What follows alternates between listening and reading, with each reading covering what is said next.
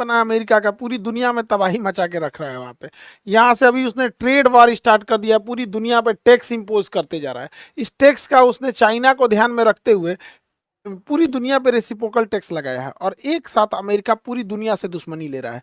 ये चाइना और रसिया के लिए बहुत अच्छा हो जाएगा, लेकिन ट्रंप के बड़बोलेपन की वजह से पूरी दुनिया को भुगतना पड़ रहा है। अभी उसने टेरिफ लगाना चालू किया है, चाइना पे 104% का टैक्स लगा दिया है, पाकिस्तान पे 29% का, मर जाएगा बेचारा, ये 29% का टैक्स लगाया है, इंडिया पे 26% लगाया है। हालांकि इंडिया के पास भी 26% नहीं लगाना चाहिए, लेकिन हम लोग कहीं ना कहीं थोड़ा बहुत तो सर्वाइव कर ही जाएंगे। अब बांग्लादेश पे 37% लगाया है, और बांग्लादेश आजकल ज्यादा उड़ रहा है मोहम्मद यूनिस के इसमें। यहाँ पे बुढ़ऊ तुम्हारा दिन खराब आने वाला है, समझाते हैं कैसे। अब यहाँ पे 37% टेरिफ लगाया है। बांग्लादेश जिन जिन सामानों को अमेरिका को निर्यात करता है, जूट हो गया, सूती वस्त्र हो गए, कपड़े हो गए, टेक्सटाइल इंडस्ट्री, वो सारी चीज़ें भारत भी भेजता है। लेकिन चूंकि भारत पे टैक्स कम है, तो भारत की वो चीज़ें सस्ती हो जाएंगी और बांग्लादेश की वही चीज़ें महंगी हो जाएंगी। तो इस वजह से लोग बांग्लादेश की चीज़ों को खरीदना छोड़ देंगे, क्योंकि उनके ऊपर टैक्स ज़्यादा है। अब ये बुढ़ऊ को बुझा नहीं रहा है।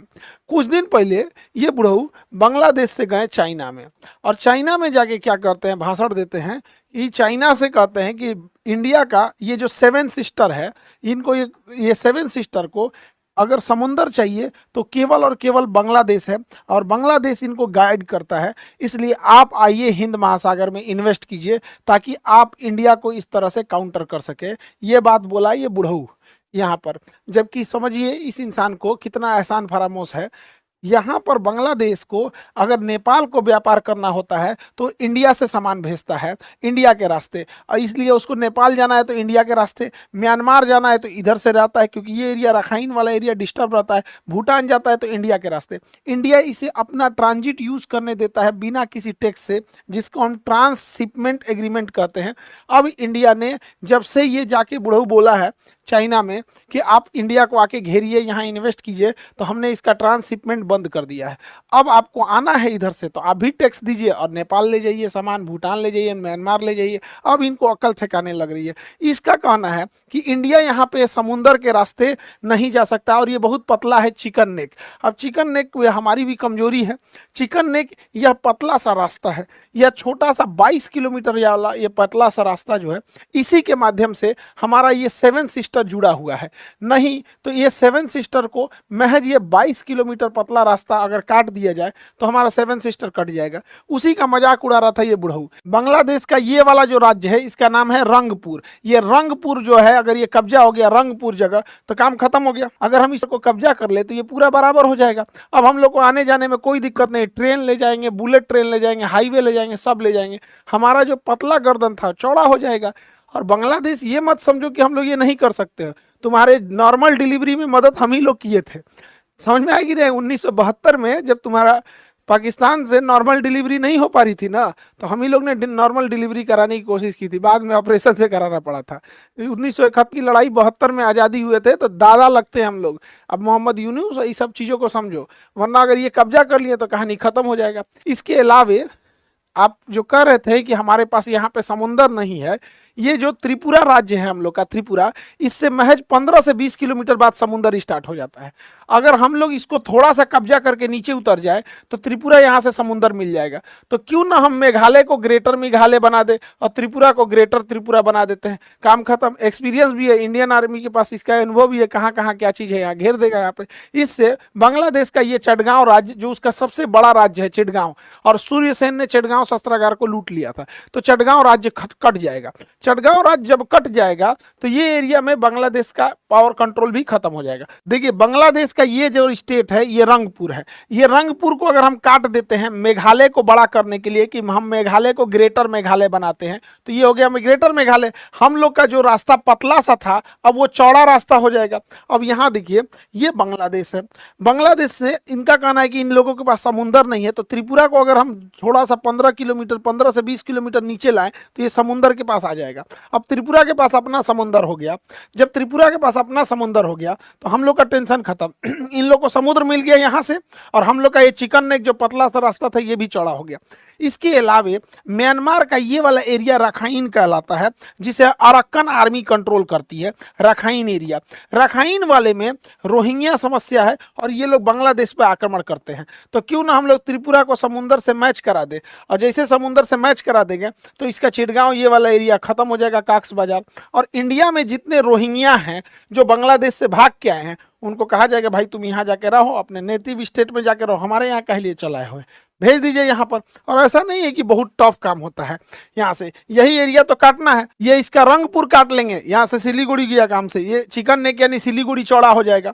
और ये जैसे काटेंगे त्रिपुरा से ये समुंदर आ जाएगा, यहाँ से ये वाला एरिया को बैठा देना है। म्यांमार में इधर से हमेशा से इंसर्जेंसी होती है, चीन स्टेट।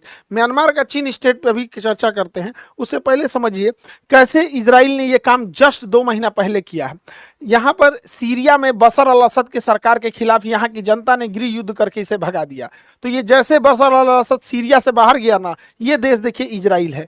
ये इजराइल ने तुरंत कब्जा कर लिया गोलान की पहाड़ी को। गोलान की पहाड़ी कब्जा करने के बाद इजराइल जो है सीरिया की राजधानी दमिश्कस से महज 10 किलोमीटर की दूरी पे खड़ा है। जब चाहे दमिश्कस को हरा के खत्म कर सकता है, सीरिया की राजधानी को। तो ऐसा दुनिया में हुआ है, हम लोग भी कर सकते हैं अगर मोहम्मद यूनिस इस टाइप की नौटंकी करेंगे तब। अब अगर हम म्यांमार को देखते हैं तो ये तो बांग्लादेश है। म्यांमार का ये निचला स्टेट जो है इसे हम लोग अरक्कन क्षेत्र कहते हैं, इसी को रखाइन कहा जाता है, अरक्कन या रखाइन। यहाँ पर रोहिंग्या समस्या है। म्यांमार की जो आर्मी है जिसे हम जुंटा कहते हैं, म्यांमार की आर्मी जुंटा इसे कंट्रोल नहीं कर पाती है। और ये म्यांमार की आर्मी जुंटा से भी लड़ते हैं और ये बांग्लादेश से भी लड़ते हैं। इन्हीं को कहा जाएगा कि भाई तुम इसको भी कब्जा कर लो, इसको कब्जा करके भारत मदद करके दे दे भैया, यहाँ ले आके बसा दे इन लोग को, रोहिंग्या सबको। जबकि म्यांमार का ये चीन स्टेट कहलाता है, चीन। यहाँ पे क्रिश्चियंस ज्यादा हैं। इनका कहना है कि हम म्यांमार में नहीं रहना चाहते हैं, हमें मिजोरम में मिला लिया जाए।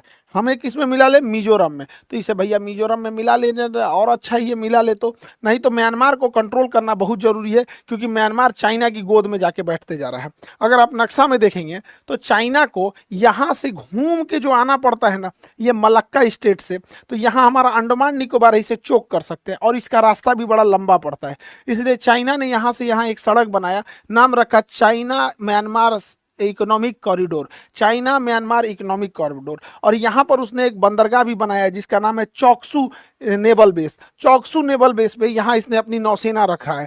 अब सोचिए, भारत के लोग जरा ये सोच के देखिए कि हमारे सिधाने आकर चाइना, हमारे सिधाने बंगाल की खाड़ी में आकर अपनी नौसेना बना लिया, और हम लोग हाथ पे हाथ रखे हैं।